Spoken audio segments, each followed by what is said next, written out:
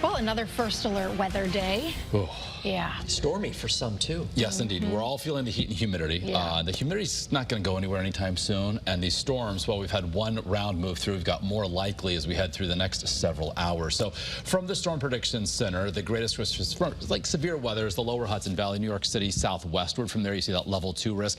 Here in Connecticut and throughout much of southern New England, that level 1 is for us as well. So as we've seen today, some gusty, perhaps damaging winds, some hail associated with some of these stronger storms, but perhaps maybe even a bigger concern given that we've got some of the lingering remnant tropical moisture from Chantal, and we've got an approaching cold front, that as these storms develop, the atmosphere is just loaded with moisture that they could produce some very heavy rain. We're talking about 1 to 2 inches per hour, and especially if you get a storm that moves over the same location more than once, that could enhance that threat for some poor drainage or even flash flooding. So that's why we do have a flood watch up for the entire state until 2 o'clock in the morning. Right now, looking live from Torrington, directly overhead, blue sky, but look off toward the horizon, scanning within those clouds using the state's only live radar. We've got a developing storm now producing lightning and thunder south and southwest of Torrington, moving through Litchfield. But watch how it develops right between, say, Warren and Bantam. Bantam, an area already hard hit with some wind damage at the White Memorial Conservation Center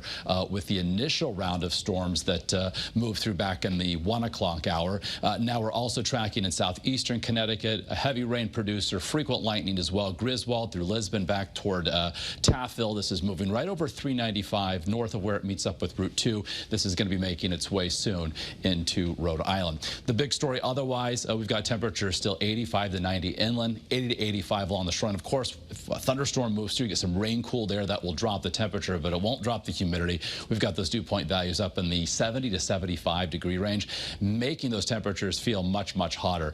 We've got mid and upper 90s still throughout parts of inland Connecticut, 80s to near 90s, what it feels like along the shoreline. From Middletown, our sky mainly clear, some scattered clouds toward the horizon, and there's our view from Old Saybrook, looking at the back edge of those storms that are now going to be making their way from New London County into southern Rhode Island. So on the bigger view here, and tracking some development, isolated in nature here across Connecticut over the past several hours, but there's a complex of storms moving from Pennsylvania back through Maryland into Virginia into this severe thunderstorm watch box that runs until 9 o'clock tonight, and we could certainly see more development here as what's to our west eventually makes its way into southern New England. So here's a snapshot at 8 o'clock this evening. Thunderstorms from the west working across Connecticut. Again, some heavy rain, frequent lightning, gusty wind, even some hail will be possible. As we head towards, say, 11 o'clock tonight, the threat is diminishing. The aerial coverage is shrinking. We could see some patchy fog develop as we head toward daybreak tomorrow, especially where we get some of the heavier rain that falls. And then tomorrow, a mix of sun and clouds and a chance for an isolated shower to pop up, but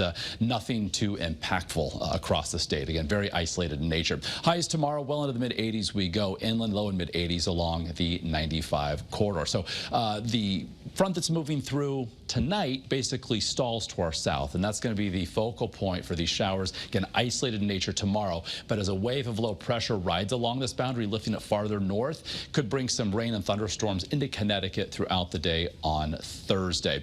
But regardless, with that front nearby on the dew point trend, no big relief anytime soon from the levels of humidity as dew point values remain in the 60s to maybe near, if not above, 70.